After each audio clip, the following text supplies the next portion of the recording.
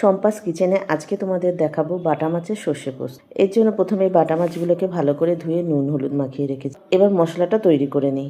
Mixing জারে নিয়ে নিয়েছি একটা ছোট্ট বাটি, প্রায় 1 বাটি কালো সর্ষে, 1 বাটি সাদা সর্ষে আর হাফ বাটি পোস্ত, আর বেশ কয়েকটা কাঁচা লঙ্কা। কাঁচা লঙ্কা যে যেমন ঝাল খাও সেই মতন দেবে। তারপর কিছুটা নুন দিয়ে পেস্ট বানিয়ে নেব। নুন দিয়েছি সর্ষের তেতো ভাব কাটানোর জন্য।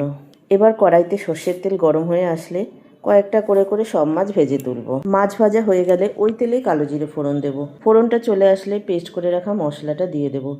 এরপর একে একে নুন হলুদ কাশ্মীরি লঙ্কার গুঁড়ো অল্প চিনি দিয়ে ভালো করে কষাতে হবে। তারপর একটা কুচনো টমেটো দিয়ে আবার কিছুক্ষণ কষাবো।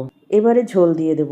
ঝোল ফুটে আসলে মাছগুলো ছেড়ে দেব। 5 থেকে 7 মিনিট ভালো মতন ফুটিয়ে কিছুটা সর্ষের তেল আর কয়েকটা কাঁচা লঙ্কা ছড়িয়ে দিয়ে নামিয়ে নেব সর্ষে পোস্ত দিয়ে বাটা মাছ। আচ্ছা, দেখেই মনে হচ্ছে না খেতে কি ভালো হয়েছে? সত্যিই খেতে দুর্দান্ত হয়েছিল। জানো তো, আমার বাড়ির নিজের লোকগুলোও খেয়ে খুব প্রশংসা করেছে। সংসারে যে আমরা রান্না করি এটুকুই আমাদের অনেক পাওয়া।